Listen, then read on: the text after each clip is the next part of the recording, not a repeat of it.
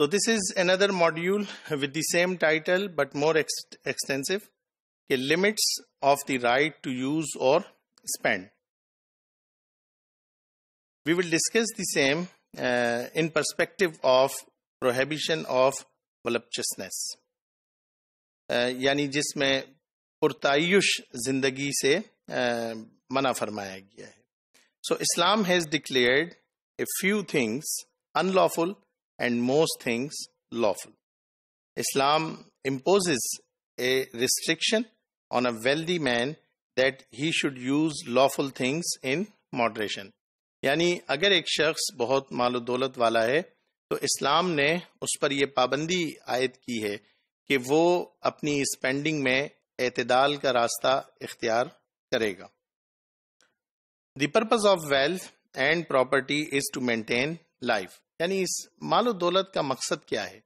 یقیناً اس کا مقصد وہ اپنی لائف کو مینٹین کرنا ہے کہ آپ کسی کے محتاج نہ ہوں. After the maintenance of life a none should not become a voluptuary but should seek to fulfill the higher purpose of life. یعنی ہمیں اس مال و دولت کے ذریعے کسی پرتعیش زندگی کی طرف نہیں جانا ہے.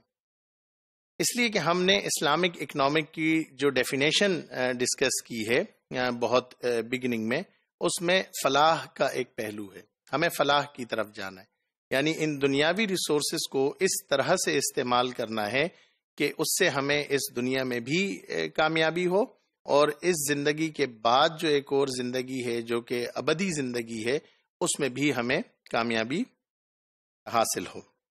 What Allah says in Quran, اعلموا انما الحیات الدنیا لعب ولہو. یہ بات جان لو کہ جو دنیاوی زندگی ہے یہ کھیل تماشا ہے.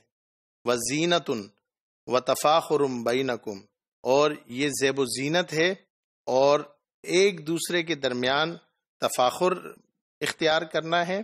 وتکاثر فی الاموال والاولاد، اور یہ دنیاوی زندگی کیا ہے کہ جس میں کثرت کی خواہش ہے مال میں اور اولاد میں ہر ایک کی. کمثل غیث، اس کی مثال اس طرح ہے جیسے کہ بارش اعجب الکفار نباتہ، کہ جو کسان کو بہت خوش کرتی ہے سبزے کے ساتھ. جب وہ اپنے کھیتوں کو دیکھتا ہے تو وہ بہت سرسبز و شاداب ہوتے ہیں. ثم یہیج، پھر وہ خشک ہو جاتے ہیں.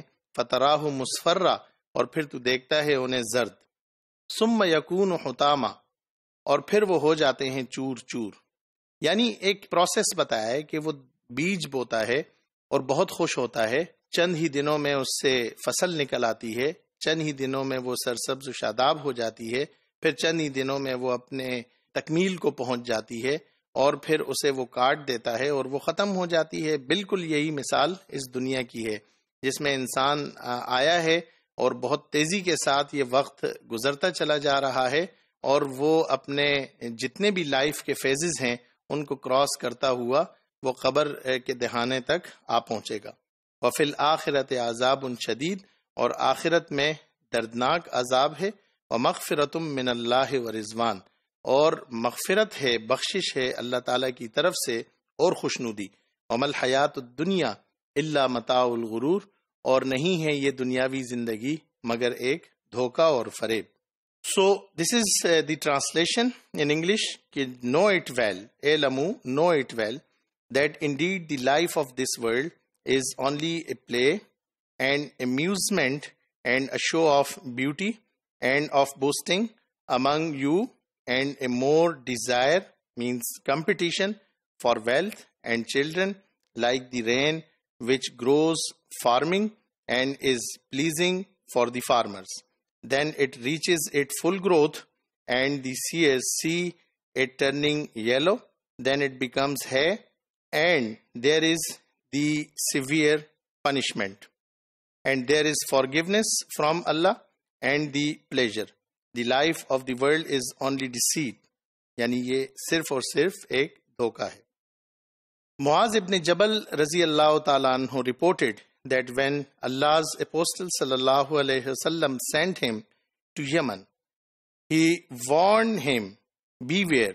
یعنی آپ صلی اللہ علیہ وسلم نے معاذ ابن جبل رضی اللہ تعالیٰ عنہ کو جب یمن کی طرف بھیجا تو انہیں تنبیہ کیا کہ خبردار، avoid voluptuousness for Allah's servant are not voluptuous، کہ خبردار رہو، یہ بات جان لو کہ پرتعیش زندگی جو ہے اسے اختیار نہ کرنا، اس لیے کہ یہ اللہ تبارک و تعالیٰ کے جو نیک بندے ہیں ان کے لیے ایسی زندگی اختیار کرنا وہ مناسب نہیں ہے۔ It is clear in the light of Quran and Sunnah that Islam does not demand renunciation of pleasure from us۔ یعنی اسلام دستبرداری کا نہیں کہہ رہا کہ آپ ایک اچھی زندگی، ایک ایسی زندگی جو کہ کمفرٹ ہو اور آپ کو بہت سکون ہو، آپ اس سے دستبرداری کا اعلان کریں، بلکہ جو اس کی ڈیمانڈ ہے it requires us to follow a moderate and balance course. اسلام کی جو ڈیمانڈ ہے وہ یہ ہے کہ اگر آپ پرتعیش زندگی بھی اختیار کر رہے ہیں تو اس کی بھی کچھ لمٹس ہوتی ہیں، اور اس میں بھی اعتدال کا دامن جو ہے وہ ہاتھ سے نہیں جانے دینا چاہیے۔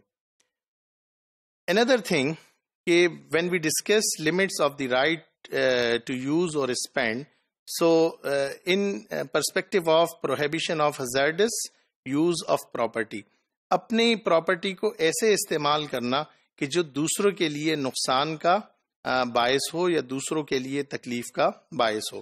The Prophet صلی اللہ علیہ وسلم says causing hurt to others is not lawful in Islam۔ دوسروں کو تکلیف دینا یہ اسلام میں جائز نہیں ہے۔ آپ صلی اللہ علیہ وسلم کی یہ حدیث بھی ہے کہ ایک مسلمان کو گالی دینا یہ فسق و فجور کا کام ہے، اور اسے قتل کرنا یہ وقتالہ کفر، اور اس کو قتل کرنا یہ کفر ہے۔ So causing hurt to others whether in the first place or in retaliation is unlawful in Islam، کہ آپ فرسٹ پلیس اقدامی طور پہ یہ کام کریں یا ان ریٹیلیشن بدلہ لینے کے لیے آپ اس طرح کریں، بہرحال دونوں صورتیں جو ہیں یہ الاؤ نہیں ہیں۔